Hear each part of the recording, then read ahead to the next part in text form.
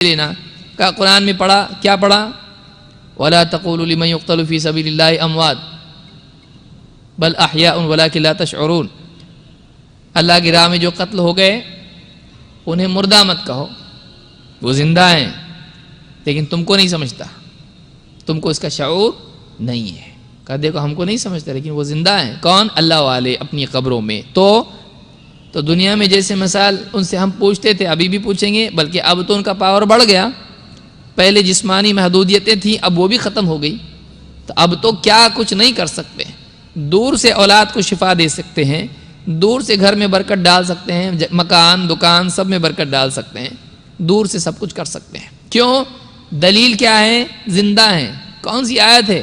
جو لوگ اللہ کی راہ میں قتل ہو جائیں انہیں مردہ مت کہو, وہ زندہ ہیں. لیکن یہ تو قتل نہیں ہوئے. کہا وہ نفس سے لڑتے لڑتے قتل ہوئے. حدیث میں کیا ہے؟ افضل الجہاد ان یجاہد الرجل نفسہ ہوا. سب سے افضل جہاد یہ کہ آدمی اپنی خواہشات سے جہاد کرے.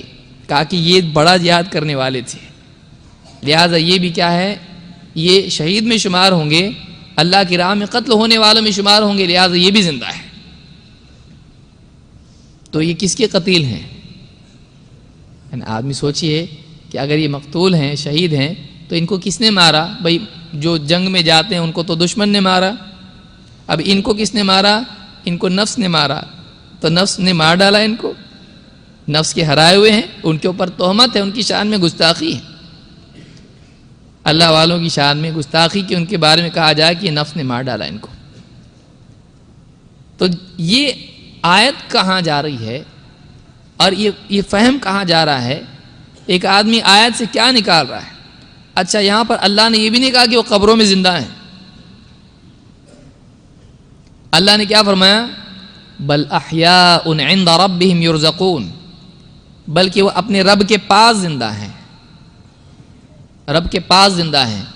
اس کی تفسیر میں صحابی نے عبداللہ ابن مسعود رضی اللہ تعالیٰ نے صحیح مسلم کی روایت ہے, کہا اس کا مطلب کیا ہے؟ تو انہوں نے مطلب بیان کیا, ہم نے نبی سے پوچھا ہے اس کو, تو آپ نے بتایا کہ جو شہداء ہوتے ہیں ان کی روحیں پرندوں کے بطون میں ہوتی ہیں, سبز پرندوں کے بطون میں ہوتی ہیں اور جنت میں ہوتی ہیں, یا پرندوں کی شکل میں ہوتی ہیں اور جنت میں گھومتی پھرتی رہتی ہیں. وہ جنت میں, دنیا میں نہیں, قبروں میں نہیں. پھر مزید یہ کہ اگر واقعی مانا جائے کہ وہ شہداء اور وہ جو دنیا میں قبر میں زندہ ہیں, کیا صحابہ جا کر ان کی قبروں پر اپنی حاجات مانگتے تھے؟ کیا حضرت خدیجہ رضی اللہ تعالیٰ عنہ کی قبر بنا کر خواتین وہاں جاتی تھیں اور اپنے مسائل بتاتی, شوہر بہت ستاتا ہے, کچھ تو بتائیے, کچھ تو کیجئے, یا اولاد نہیں ہے اولاد دیجئے؟ کیا یہ تھا وہاں پر؟ لیکن آج مسلمانوں میں چیز ہے صرف اس بات کو لے کر کہ اللہ والے اپنی قبروں میں زندہ ہے. پھر اللہ والوں کی تعریف کیا ہے اس کو بھی بھول گئے. اللہ والے ہیں کون؟ اللہ کی ولی ہے کون؟ الا ان اولیاء اللہ لا خوف علیہم ولا هم يحزنون الذین آمنوا وكانوا يتقون. ولی ہیں کون؟ ایمان و تقوی والے. نہ زندگی میں صحیح عقیدہ ہے, نہ زندگی میں تقوی ہے, اس کو اللہ والا بنا دیا. برہنہ رہنے والا, پتھر مارنے والا, گالیاں دینے والا, چرس گانجا پینے والا, اس کو اللہ کا ولی بنا دیا. یہ اللہ کا ولی ہے. اور اس کو نہ مانو تو کہ اولیاء کو نہیں مانتے. تو صحیح فہم نہیں ہونے کی وجہ سے آپ دیکھیے منہج کا بگاڑ کتنی دور آدمی کو شرک اور کفر میں لے جاتا ہے. لہٰذا ایک آدمی ایک آیت کو غلط اگر سمجھ رہا ہے تو آدمی کہے یہ منہج اتنی بڑی چیز نہیں. منہج کا بگاڑ آدمی کو شرک تک لے جاتا ہے.